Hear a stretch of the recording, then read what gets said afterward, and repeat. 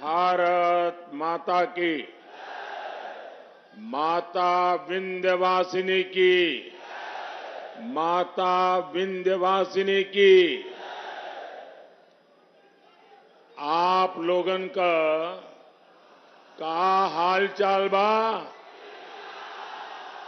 आप लोग मजे में है ना? आप लोगन के हम हाथ जोड़ के प्रणाम करत है।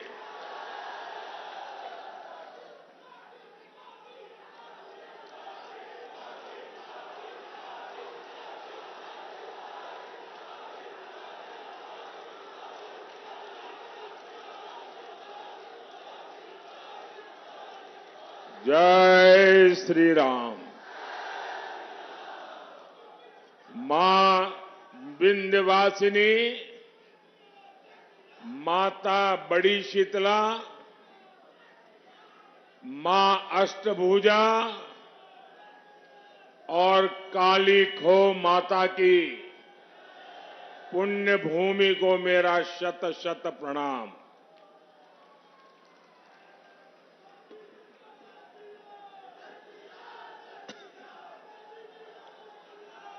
ज्येष्ठ का ये महीना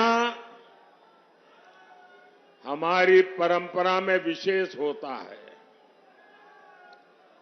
और इसका हर मंगलवार बहुत खास होता है। कोई बड़ा मंगल कहता है, कोई बुढ़वा मंगल कहता है। इस बार ये बुढ़वा मंगल और भी विशेष है, क्योंकि 500 साल बाद ये पहला बड़ा मंगल होने वाला है जब बजरंगबली के प्रभु राम अयोध्या में अपने भव्य मंदिर में विराजे होंगे।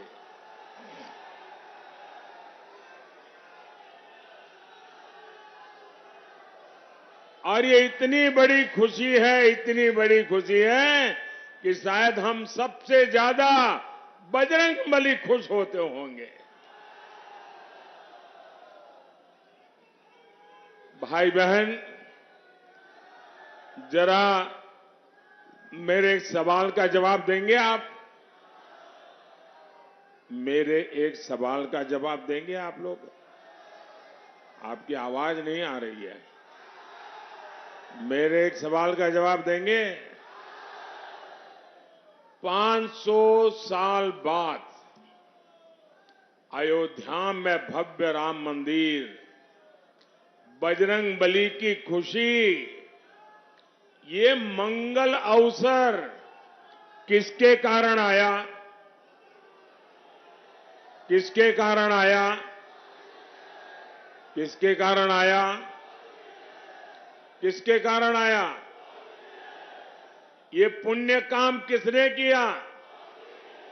ये पुण्य काम किसने किया? आपका जवाब गलत है। आपको भी पता नहीं है कि इतना बड़ा पुण्य काम आपके एक वोट ने किया है। ये आपके वोट की ताकत है कि आज राम मंदिर भी बना है और जैसा योगी जी ने कहा, यहां मां विंध्यवासिनी का भव्य नव्य कॉरिडोर भी बन रहा है। और संयोग देखिए,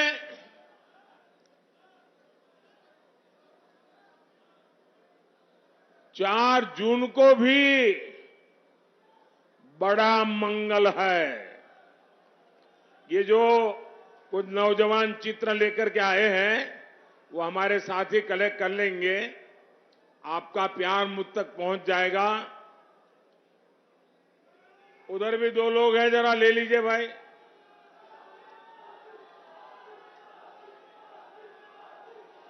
आप सबको संतोष हो गया? धन्यवाद जी। साथियों, 4 जून को बड़ा मंगल के दिन फिर एक बार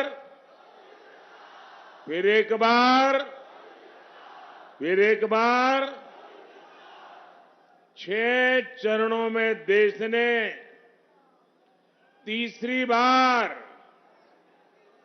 बीजेपी एनडीए की बहुत मजबूत सरकार बनाना पक्का कर दिया है। भाइयों और बहनों, भारत ने तीसरी बार मोदी सरकार बनाने का मन क्यों बनाया?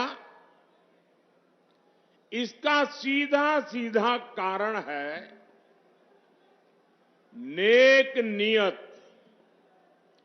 नेक नीतियां और नेशन फर्स्ट, मेरा देश सबसे ऊपर, राष्ट्र निष्ठा। आप मुझे बताइए साथियों, आप जरा एक एक चीज में बात करता हूं ना, मैं भाषण नहीं करूंगा आज आपसे बातें करूंगा, ठीक है? चलेगा ना? अच्छा, आप मुझे बताइए, जरा सोचिए, आप अपना घर बनाते हैं और घर बनाने के लिए किसी मिस्त्री को लगा देते हैं। ये नारे वगैरह बताइए, लेकिन बीच बीच में जब जगह हो न तब बुलाइए, ठीक है? और फिर 1 जून को भी करना पड़ेगा, 4 जून को तो बहुत ज्यादा करना पड़ेगा, तो थक जाओगे। अच्छा, हम अपना घर बनाते हैं और एक मिस्त्री या किसी काम करने वालों को तय करते हैं। क्या कभी कोई सामान्य मानवी भी अपना घर बनाने के लिए जो मिस्त्री रख लें, 1 महीने के लिए ये मिस्त्री काम करेगा, दूसरे महीने दूसरा मिस्त्री आएगा, तीसरे महीने तीसरा मिस्त्री आएगा, चौथे महीने चौथा मिस्त्री आएगा, तो घर बनेगा क्या? घर बनेगा क्या? जो घर बनेगा वो रहने लायक बनेगा क्या? आंखों को अच्छा लगे ऐसा बनेगा क्या? वो घर किसी को दिखाने लायक बनेगा क्या? सामान्य मानवी को भी मालूम है, एक छोटा सा घर भी बनाना है तो बार बार मिस्त्री नहीं बदलते भाई। अब ये सपा कांग्रेस इंडी गठबंधन ये कह रहा है कि 5 साल में 5 प्रधानमंत्री। अब बताइए भाई, ये 5 साल में 5 प्रधानमंत्री कोई रखता है क्या? अरे कोई मिस्त्री नहीं रखता तो ये प्रधानमंत्री क्या? अब ये क्योंकि उनको बांट के खाना है, वो कहते हैं 5 साल में 5 प्रधानमंत्री है। अब बताइए, जहां प्रधानमंत्री अपनी कुर्सी बचाने में ही लगा रहेगा तो वो क्या देश को मजबूत बना सकता है क्या?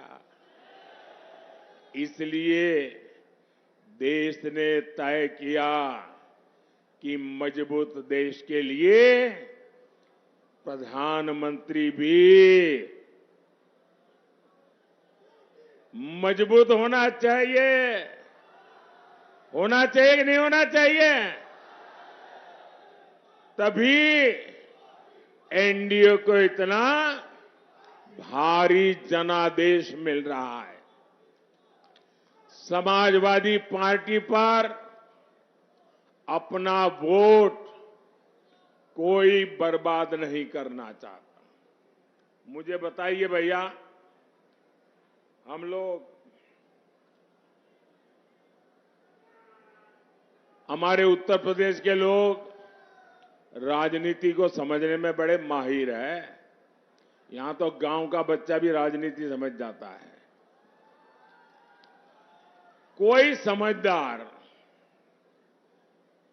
कभी भी, अब मान लीजिए कोई कंपनी डूब रही है तो उस कंपनी का शेयर कोई खरीदेगा क्या?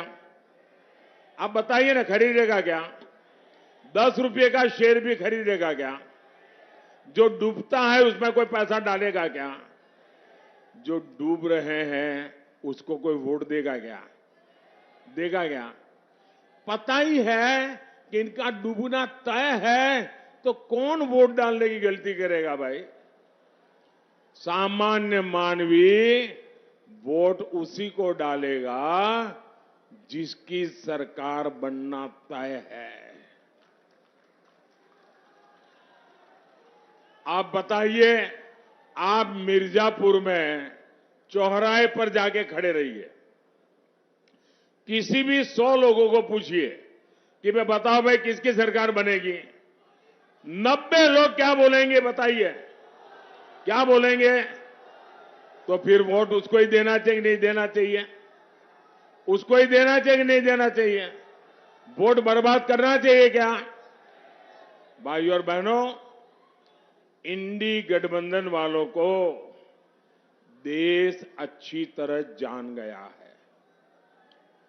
ये लोग गौर सांप्रदायिक हैं, ये लोग गौर जातिवादी हैं, ये लोग गौर परिवारवादी है। जब भी इनकी सरकार बनती है तो इसके आधार पर ही फैसला लेते हैं। अभी देखिए, यहां पर चुनाव हुए, हमारे यादव समाज में इतने होनहार लोग हैं, इतने होनहार लोग हैं, लेकिन उन्होंने अपने परिवार के लोगों को ही टिकट दिया, बाहर के एक भी को नहीं दिया। साथियों, इतने दशकों तक देश ने बम धमाके झेले हैं, आतंकवाद ने सैकड़ों जीवन तबाह किए हैं, और हमारे सपा वाले क्या करते थे? कानून व्यवस्था और समाजवादी पार्टी का 36 का आंकड़ा है। जो आतंकी पकड़े जाते थे उनको भी ये सपा वाले छोड़ देते थे। जो पुलिस अफसर इसमें आनाकानी करता था, सपा सरकार पुलिस वाले को सस्पेंड कर देती थी कि तुमने आतंकवादी को पकड़ा क्यों, घर जाओ। साथियों, मिर्जापुर को तो इन्होंने बदनाम करके रखा था। इन्होंने पूरे यूपी को, पूर्वांचल को माफिया का सुरक्षित ठिकाना बना दिया था। जीवन हो या जमीन, कब छीन जाए कोई नहीं जानता था। और सपा सरकार में माफिया को भी वोट बैंक के हिसाब से देखा जाता था। अब ऐसा नहीं है। अब हां, हमारे योगी जी और उनकी पूरी सरकार मेरा जो स्वच्छता अभियान है ना, उसको बड़ी बहादुरी से आगे बढ़ा रहे हैं। यहां पर यहां बराबर सफाई चली है। सपा सरकार में पहले जनता थर-थर कांपती थी, अब भाजपा सरकार में माफिया थर-थर कांप रहा है। भाइयों और बहनों, अपने वोट बैंक को खुश करने के लिए इंडी गठबंधन वाले, समाजवादी पार्टी वाले कोई भी हद पार कर सकते हैं। अब तो इनके निशाने पर हमारे देश का पवित्र संविधान भी अब इनके निशाने पर है। ये दलित, पिछड़ों, आदिवासियों के हक लूटना चाहते हैं। हमारा संविधान साफ साफ कहता है कि धर्म के आधार पर आरक्षण हो ही नहीं सकता। इनके इरादे कितने खतरनाक हैं, इससे जुड़ा एक नया खुलासा मैं आज कर रहा हूं। 2012 में उत्तर प्रदेश विधानसभा चुनाव के समय जनवरी महीने में सपा ने अपना घोषणा पत्र जारी किया था। 2012 तब सपा ने अपने घोषणा पत्र में कहा था, जैसे दलितों को, पिछड़ों को आरक्षण मिला है, वैसे ही मुसलमानों को आरक्षण दिया जाएगा। ये सपा ने 2012 के घोषणा पत्र में कहा था। सपा ने डंके की चोट पर कहा था कि वो इसके लिए संविधान तक बदल देगी। इसके बाद आप नीचे रखो भैया, पीछे परेशान हो रहे हैं। पहला आप अपने बेटे को कंधे पे बिठाए रखा, लोग परेशान हुए। अब आप दूसरे का चित्र उठा के ले आए, फिर लोगों को परेशान कर रहे हैं। इसके बाद 2014 के लोकसभा चुनाव में सपा ने फिर अपना घोषणा पत्र जारी किया। इसमें फिर सपा ने मुसलमानों को आरक्षण देने का ऐलान किया। देखिए इनकी आदत। और इतना ही नहीं, सपा ने घोषणा की थी कि पुलिस और पीएससी में भी 15% आरक्षण मुसलमानों को दिया जाएगा। आप कल्पना कर सकते हैं, ये लोग अपने वोट बैंक को खुश करने के लिए किस तरह एससी, एसटी, ओबीसी का हक छीनने पर तुले हुए थे। भाइयों बहनों, मैं भी आप में से कईयों की तरह अति पिछड़े समाज से निकल करके यहां पहुंचा हूं। मुझे उनकी पीड़ा मालूम है। पिछड़ों ने कैसी जिंदगी जी है वो मुझे मालूम है। उसको भी ये लूटना चाहते हैं। सरकार में आने के बाद इन्होंने अपनी मनमानी भी की, लेकिन मामला तब से सुप्रीम कोर्ट में फंसा हुआ है। बावजूद इसके ये पिछले दरवाजे से ओबीसी का हक, अति पिछड़ों का हक मुसलमान को देते रहे हैं।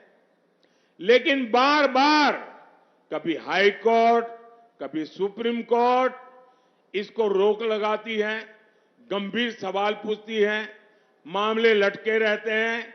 अब इसलिए इन्होंने क्या सोचा है कि अब इंडी वालों ने तय किया है कि मुसलमानों को आरक्षण देने के लिए, एससी, एसटी, ओबीसी, अति पिछड़ों का आरक्षण छीनने के लिए अब वो आखिरी उपाय खोज लिया है।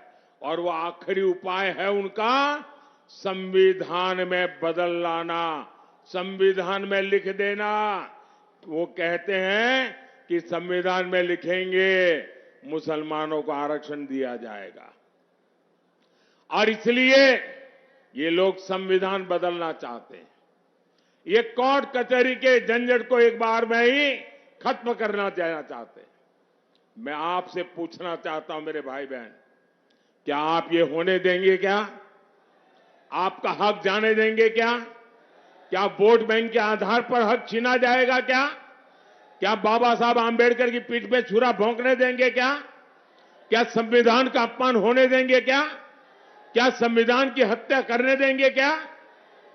साथियों, सपा कांग्रेस के लोग वोट बैंक को समर्पित है। वही मोदी गरीब, दलित, पिछड़ों के हितों के लिए समर्पित है। मोदी 5 साल तक मुफ्त अनाज दे रहा है। मोदी 5 लाख रुपए तक मुफ्त इलाज दे रहा है। अब तो मोदी की गारंटी है, जितने भी परिवार हैं, मोदी हर परिवार के बुजुर्ग को मुफ्त इलाज कराएगा। साथियों, पीएम किसान सम्मान निधि से मिर्जापुर के किसानों के खाते में करीब 1,000 करोड़ रुपए पहुंचे हैं। मोदी ने 4 करोड़ पक्के घर बनाकर दे दिए। 3 करोड़ पक्के घर गरीबों को और मिलने वाले हैं। ये एक एक घर लाखों रुपए का है, जो माता बहन के नाम पर मिल रहा है। साथियों, आप बिजली से कमाई कर सके, मोदी इसके लिए भी रास्ता बना रहा है। पहला तो आपका बिजली बिल जीरो। आपका बिजली बिल जीरो। इतना ही नहीं, आपके पास जो अतिरिक्त बिजली होगी वो सरकार खरीदेगी, बिजली के बदले में पैसे देगी और आपको बिजली से कमाई होगी।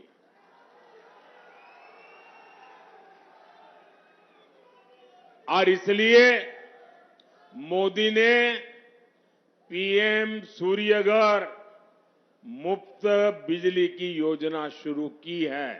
ये शुरू कर दिया है, वादा नहीं कर रहा हूं, गारंटी चालू हो गया काम। आप ऑनलाइन जाकर के रजिस्ट्री करवा दीजिए। और ये काम करने के लिए हमारी सरकार आपके घर के छत पर सोलर पैनल लगाने के लिए हर घर को 75,000 रुपए तक देगी। हर घर को सरकार के पैसों से सोलर पैनल लगेगा और उससे बिजली से आपको कमाई होगी। बताइए, आपको डबल मुनाफा है कि नहीं है? मुफ्त बिजली का लाभ है कि नहीं है? भाइयों और बहनों, ये क्षेत्र हमारे हस्तशिल्पियों का, कलाकारों का, विश्वकर्मा परिवारों का क्षेत्र है। यहां का पीतल उद्योग, कारपेट उद्योग, मिट्टी के बर्तनों का उद्योग हमारी ताकत रहा है। आपके उत्पाद देश ही नहीं, विश्व के बाजार में पहुंचे, ये काम करने में मोदी जुटा है। पहले हमने यहां एक जनपद एक उत्पाद योजना चलाई। अब मोदी पीएम विश्वकर्मा योजना लेकर आया है। इस योजना के तहत विश्वकर्मा साथियों को ट्रेनिंग सरकार दे रही है, आधुनिक औजारों के लिए पैसा दे रही है और बैंक से लाखों रुपयों की सीधी मदद भी पहुंचा रही है। और ये मोदी की गारंटी है, उसको पैसा मिले। इससे हर प्रकार के बर्तन, खिलौने बनाने वाले साथियों को लाभ होगा। कुछ साल पहले तक भारत विदेशों से खिलौने आयात करता था। मैंने देश के खिलौने उद्योग को प्रोत्साहन दिया, उनका हाथ पकड़ा। आज भारत के खिलौने पूरी दुनिया में पहुंच रहे हैं। इसलिए मिर्जापुर के खिलौना बनाने वाले साथियों के लिए भी अवसर ही अवसर है। भाइयों और बहनों, मिर्जापुर और रॉबर्ट्सगंज नारी सशक्तिकरण के मॉडल बनकर उभरे हैं। बहन अनुप्रिया तो मेरे मंत्रिमंडल की एक मजबूत साथी है और इस बार तो बहन रिंकी कौल ने भी इतिहास बनाया है। अगर मैं गलत नहीं हूं तो ये रॉबर्ट्सगंज से पहली महिला उम्मीदवार है। और देखिए मेरा नाता कैसा है। मैं बचपन में कप प्लेट धोते धोते बड़ा हुआ हूं, चाय पिलाते पिलाते बड़ा हुआ हूं। और आपने देखा होगा कि जैसे ही विजय का सूरज उगता है तो कमल भी खिलता है और उसी समय कप प्लेट की भी याद आती है, चाय की चुस्की लेने का मन करता है। और मोदी और चाय का नाता भी इतना तगड़ा है, यानी मोदी है, कप प्लेट है, चाय की चुस्की है, कमल खिल रहा है। देखिए चारों तरफ जय जयकार है। इसलिए आपका एक एक वोट नारी शक्ति को सशक्त करने के लिए पड़ना चाहिए। यहां दद्दी में भी उपचुनाव हो रहा है।